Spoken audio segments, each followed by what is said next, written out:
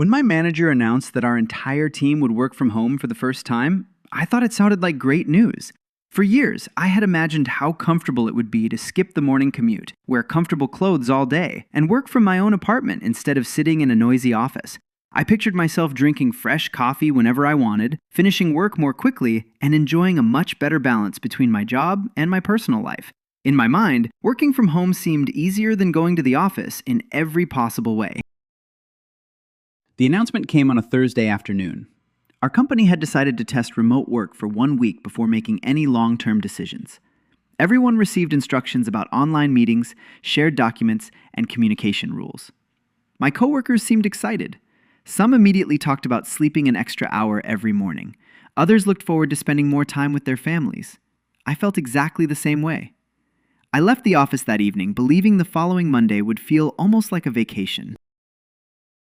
During the weekend, I prepared my apartment carefully. I cleaned my desk, organized my notebooks, tested my laptop, and bought fresh coffee for the week. Since I lived alone, I believed I would have no distractions at all. I even placed a small plant beside my computer because I had read that green plants could help people stay focused.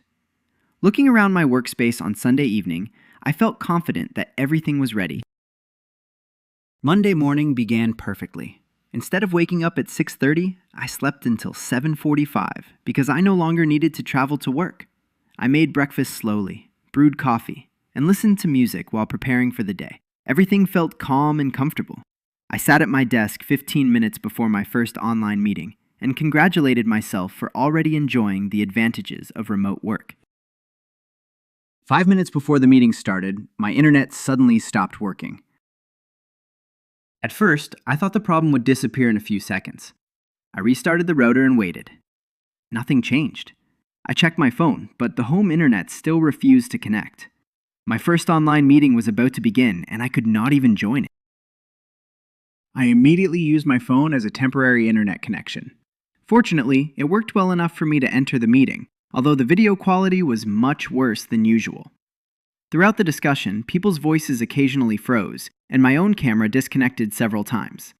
I felt embarrassed every time someone asked whether I could repeat something because the connection had interrupted my sentence.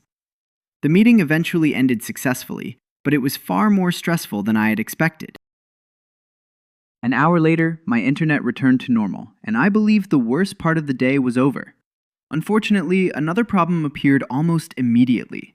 At the office, my coworkers often helped me stay focused without realizing it. Everyone around me was working, so I naturally worked as well. At home, the situation felt completely different.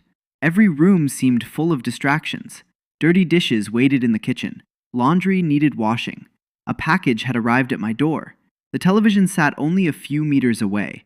Every small task suddenly seemed more interesting than the report I was supposed to finish. I told myself I would quickly clean the kitchen before continuing my work. The task took only 10 minutes. Then I noticed that the trash needed to be taken outside. After returning, I watered my plants because I happened to walk past them. Before I realized what had happened, almost 40 minutes had disappeared. None of those tasks had been urgent. I had simply allowed myself to become distracted because nobody was watching. I finally returned to my desk and promised myself that I would stay focused until lunchtime. For the next hour, everything went well. I answered emails, completed part of my report, and joined another online meeting with my department. Speaking through a computer screen felt strange at first. In the office, small conversations happen naturally before and after meetings. Online, everyone seemed to join exactly on time, discuss the agenda, and leave immediately afterward. I had not expected how much I would miss those short, informal conversations. Around noon, I decided to take a break. In the office, lunch usually lasted about 45 minutes because everyone returned to work together. At home, there was no clear signal telling me when the break had ended. I prepared lunch, watched one short video while eating, then another, and another after that. When I looked at the clock again, more than 90 minutes had passed.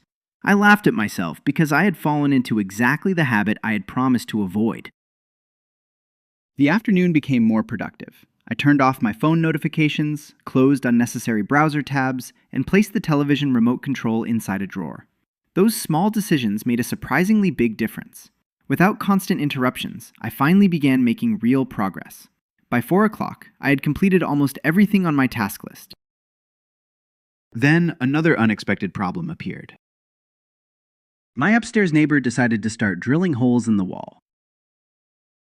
The noise became so loud that I could barely hear my own thoughts. I had one final online meeting at 4:30, and I worried the microphone would capture every sound. I closed the windows, wore headphones, and hoped the drilling would stop. It continued for almost the entire meeting. My coworkers remained polite, but I could tell they noticed the background noise.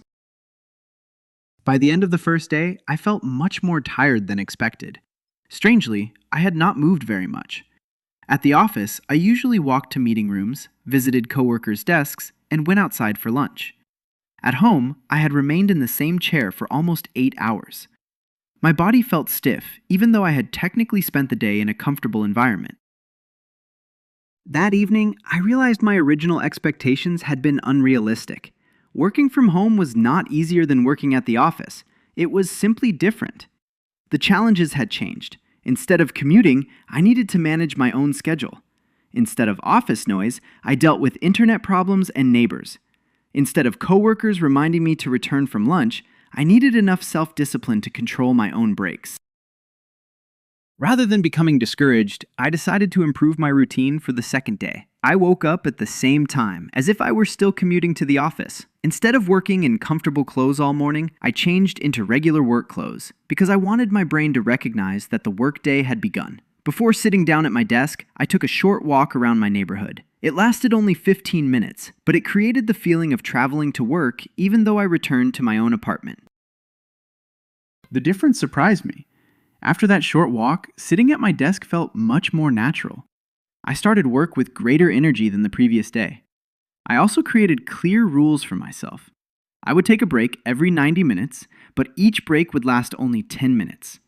During those breaks, I could stretch, make coffee, or walk around the apartment, but I would not open social media or watch videos.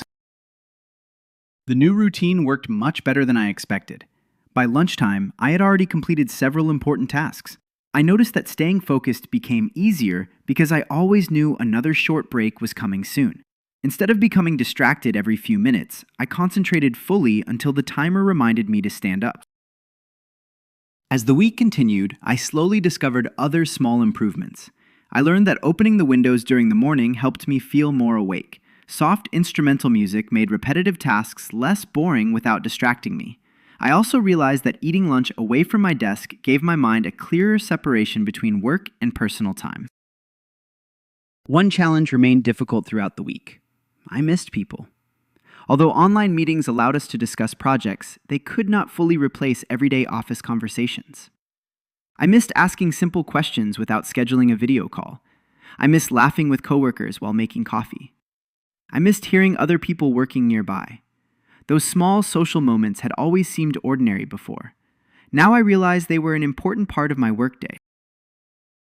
On Thursday afternoon, our team organized an online coffee break with no business discussion allowed. Everyone simply joined the video call with a drink and talked about everyday life for 20 minutes. We discussed movies, pets, weekend plans, and cooking disasters. That simple conversation improved everyone's mood. It reminded me that productivity depends not only on finishing work, but also on feeling connected to other people. By Friday, I finally felt comfortable with my new routine. I no longer worried about every online meeting because I had tested my internet connection each morning. I knew exactly when to take a break, when to stay focused, and how to organize my workspace. The apartment had gradually transformed from my home into a place that could also function as an office. At the end of the week, our manager asked everyone to share their experiences. Some coworkers loved working from home immediately. Others admitted that they preferred the office. I realized my own answer was somewhere in the middle. Remote work offered many advantages. I saved time by avoiding traffic, spent less money on transportation, and enjoyed quieter mornings. At the same time, it required much more personal discipline than I had imagined. The biggest lesson had nothing to do with technology. Yes, internet problems created stress, and online meetings required good equipment, but those issues could usually be solved. The more important challenge was learning how to manage myself. Nobody reminded me to begin work on time. Nobody noticed if I spent too long making coffee. Nobody encouraged me to stay focused except myself. Several months later, our company adopted a hybrid schedule. We work from home 3 days each week and return to the office for the remaining 2. By then, I had developed habits that made remote work much easier. I always prepared my workspace the night before. I tested my internet every morning, kept a backup mobile connection available, and followed the same routine each day. Most importantly, I respected working hours, even though I was at home. When the workday ended, I closed my laptop and left my desk instead of answering emails late into the evening. Looking back now, I smile whenever I remember my first morning working from home. I truly believed I would spend the day comfortably drinking coffee while everything somehow became easier. Instead, I discovered internet problems, unexpected distractions, noisy neighbors, and the surprising difficulty of staying focused without anyone around me. That first week taught me something valuable. A good workplace is not created by the building itself. It is created by routines, habits, and the ability to separate work from everything else. Once I learned those skills, working from home became one of the best parts of my job. Today, I still enjoy remote work, but for very different reasons than I expected. I no longer think of it as an easy day at home. I see it as a different way of working that requires planning, discipline, and balance. I still make coffee every morning before sitting at my desk. I still take a break every 90 minutes. I still join online meetings with a fully charged laptop and a carefully tested internet connection. Most importantly, I understand that staying focused has very little to do with where I work, and everything to do with how I choose to spend my time.